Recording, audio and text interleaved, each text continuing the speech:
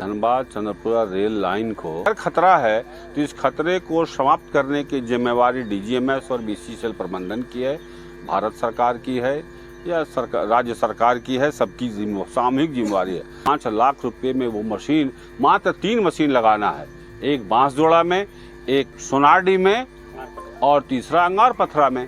3 machine लगाने से यदि पूरा रेल लाइन सुरक्षित हो जाता है।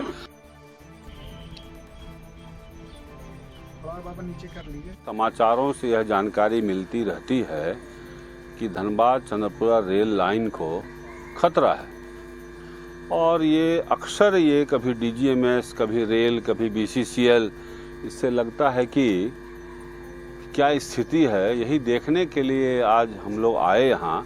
वस्तु स्थिति देखने के बाद तो थोड़ा भी कहीं खतरे का आभास ऊपरी सतह से नहीं हो रहा है, और अगर भीतर में कोई खतरा है तो जो इसके एक्सपर्ट हैं, जिनकी जिम्मेवारी है, चाहे वो डीजीएमएस हो या बीसीसीएल को हो या वैज्ञानिक टीम हो, ये उनकी जिम्मेवारी है। अगर खतरा है, कुछ दिन पहले डीजीएमएस ने कहा कि 2005 में ही मैंने बता दिया था कि इस रेल लाइन को खतरा है। तो सवाल है कि 2005 में आपने बताया, 17 वर्ष हो गए, तो आपने उस खतरे को दूर करने के लिए, उस खतरे को समाप्त करने के लिए इन 17 वर्षों में क्या क्या काम किए, ये आपको बताना चाहिए कि मैंने कितना केमिकल डाला, मैंने कितना बालू डाला, पानी के सहारे बालू डाला, उसको पैक किया, सील किया, ये बताना चाहिए, ये जानकारी देनी चाहिए। क्योंकि इस पर 44 ट्रेनें चल रही है, लगभग 1 लाख यात्री प्रतिदिन इस ट्रेन से गुजरते हैं।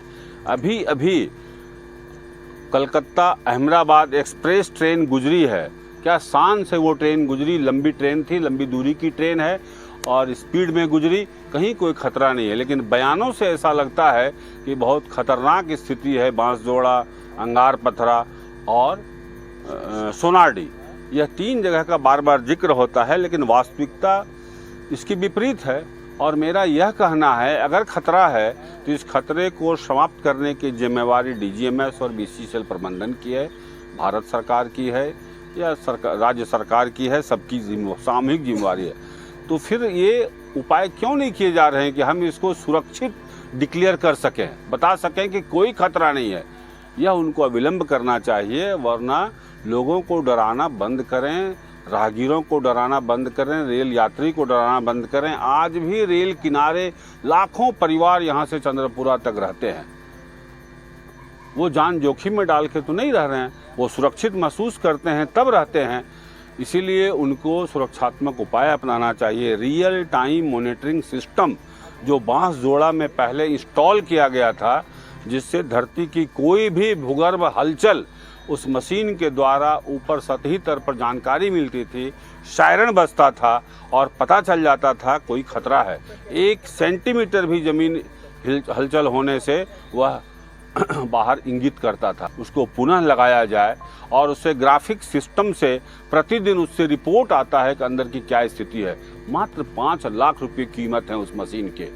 एक तरफ सीएमडी का अभी कुछ दिन पहले बयान आया कि हमने उत्पादन लक्ष्य हासिल कर लिया है और हम मुनाफे में हैं, तो आप मुनाफे में भी हैं, उत्पादन का लक्ष्य भी हासिल कर लिया, तो 5 लाख रुपए में वो मशीन, मात्र 3 मशीन लगाना है, एक बांसजोड़ा में, एक सोनारडी में और तीसरा अंगार पथरा में। 3 मशीन लगाने से यदि पूरा रेल लाइन सुरक्षित हो जाता है और उसकी अद्यतन जानकारी मिलती रहती है, स्टेटस मिलता रहता है, तो यह तो बहुत सस्ता सौदा है।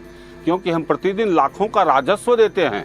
ये सरकारी रिपोर्ट है, 1,34,000। उस समय जब 52 ट्रेन चलती थी तो रेलवे का आंकड़ा था कि 1,34,000 यात्री एक वर्ष में गुजरते थे। आज 8 ट्रेनें नहीं चल रही है, 44 ट्रेनें चल रही है। उसी 52 ट्रेन में 44 ट्रेन से 1 लाख यात्री सफर कर रहे हैं, तो हम राजस्व दे रहे हैं उतना। और सबसे अधिक बॉम्बे के बाद धनबाद रेल मंडल राजस्व देता है देश को। यह नुकसान में नहीं है रेल लाइन। इसलिए हम भारत सरकार से अपील करते हैं, डीजीएमएस से अपील करते हैं, कोकिंग कोल प्रबंधन से अपील करते हैं कि यह अगर कुछ भी कहीं त्रुटि है, कमी है, खामी है, गैस है, धुआं है, आग है, कुछ भी है, तो उसका वो निराकरण करें। केमिकल डालें, बालू डालें, मशीन लगाएं, जो भी उपाय करना है करें, सील करें उसको, ये कर सकते हैं। एक से एक वैज्ञानिक हैं डीजीएमएस में। सिम्फर है यहाँ, जो इतनी बड़े वैज्ञानिकों की संस्था है। यह सिम्फर बर्लिन में जाके काम कर सकता है, माइंस में बर्लिन में जाके काम कर रहा है, और यहाँ धनबाद में नहीं कर सकता है। उसकी सेवा ली जाए उन वैज्ञानिकों की, और इसको पूरी तरह दुरुस्त किया जाए।